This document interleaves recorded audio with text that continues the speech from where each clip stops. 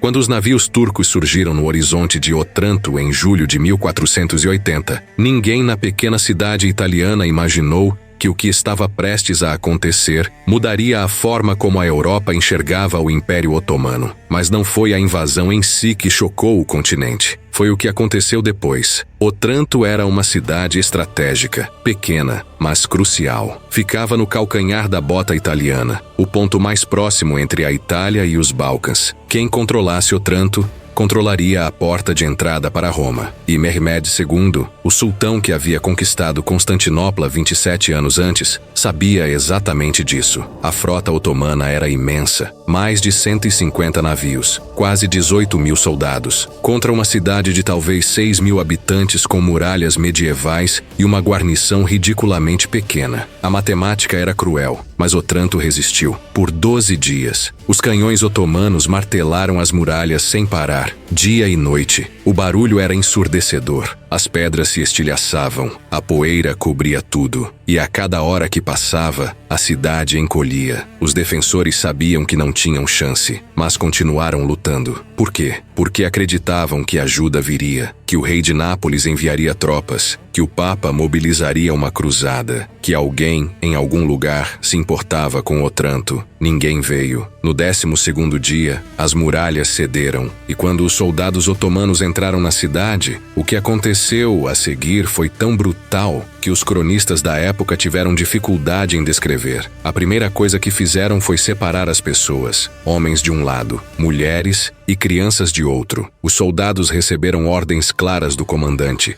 Gedik Ahmed Pasha, mostrar o que acontece com quem resiste ao sultão. Os homens foram levados para a catedral, todos eles, cerca de 800 homens. Do lado de fora, as mulheres ouviam gritos, depois silêncio. Mas não era sobre os homens que a Europa falaria pelos próximos séculos. Era sobre as freiras. O mosteiro de Santa Maria dei Martiri abrigava dezenas de freiras, mulheres que haviam dedicado suas vidas à oração, ao estudo, à clausura voluntária. Quando os soldados otomanos chegaram, elas estavam rezando. A porta do mosteiro foi arrombada, e o que aconteceu dentro daquelas paredes se tornou um dos episódios mais sombrios da história medieval. Os relatos variam. Alguns dizem que as freiras foram arrastadas para fora do mosteiro e violadas publicamente. Outros afirmam que foram levadas para os navios turcos, onde seriam vendidas como escravas. Mas há um detalhe que aparece em todas as versões da história. Antes de qualquer coisa, os soldados mutilaram as freiras, cortaram seus narizes, suas orelhas. Alguns relatos falam em lábios. A ideia era clara: desfigurar, desumanizar, transformar essas mulheres em algo irreconhecível, algo que não pudesse mais ser visto como humano. Por quê? Existem duas teorias. A primeira era um aviso, uma mensagem brutal para o resto da Itália. Isso é o que acontece quando vocês resistem. A segunda teoria é ainda mais perturbadora. Era para garantir que,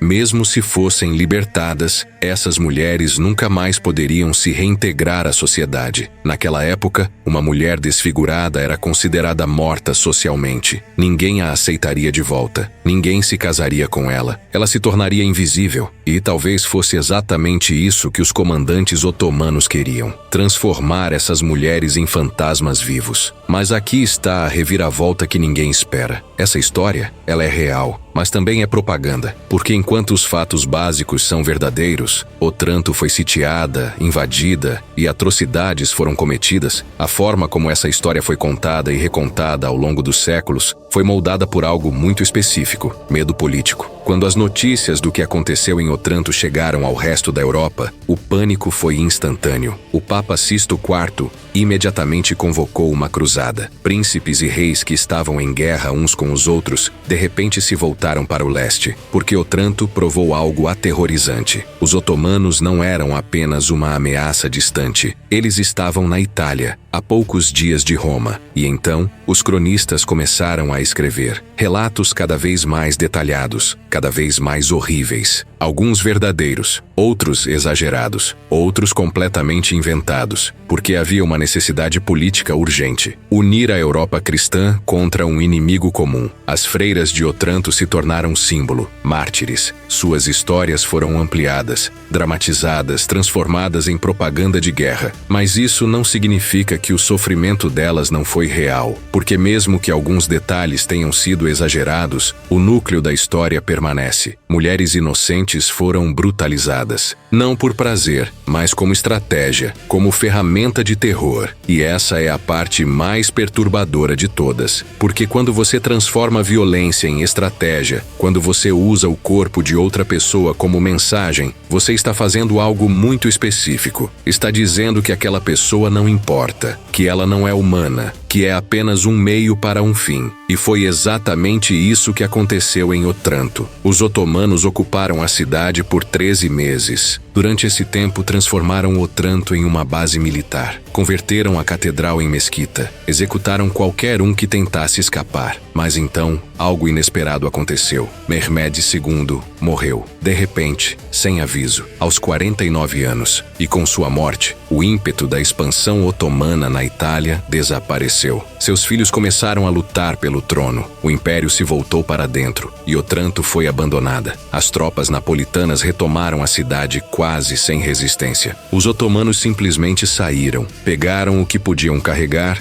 e voltaram para casa. Mas o dano já estava feito. Otranto nunca mais foi a mesma. A população foi dizimada, as muralhas destruídas e as sobreviventes, aquelas freiras que não morreram, que não foram levadas como escravas, tiveram que reconstruir suas vidas em uma sociedade que as via como manchadas, impuras, mortas-vivas. Algumas fugiram para outros mosteiros, outras desapareceram dos registros históricos, provavelmente vivendo em isolamento forçado, porque mesmo depois de tudo que sofreram, a sociedade europeia da época não as via como vítimas, via como vergonha. E aqui está a verdade mais dolorosa desta história. O que aconteceu em Otranto não foi único. Durante todo o período das guerras otomano-europeias, atrocidades foram cometidas dos dois lados. Cristãos massacraram populações muçulmanas. Muçulmanos massacraram populações cristãs. Ambos usaram violência sexual como arma. Ambos desumanizaram o inimigo. Mas Otranto ficou na memória coletiva europeia de uma forma que outros massacres não ficaram. Por quê? Porque aconteceu na Itália, no coração da cristandade, perto de Roma. E porque envolveu freiras, símbolos de pureza, devoção, vulnerabilidade. Otranto se tornou o exemplo perfeito do outro bárbaro e ameaçador. A história que os europeus contavam a si mesmos para justificar suas próprias guerras, suas próprias atrocidades. E nisso reside a tragédia final dessas mulheres. Elas foram brutalizadas duas vezes. Uma pelos soldados que as mutilaram, outra pela sociedade que transformou seu sofrimento em propaganda. Hoje, Otranto é uma cidade turística tranquila. As muralhas foram reconstruídas. A catedral está de pé. E se você visitar, pode ver algo peculiar. Na cripta, há ossos. Centenas de ossos, cuidadosamente organizados atrás de um vidro. São os restos dos 800 homens executados pelos otomanos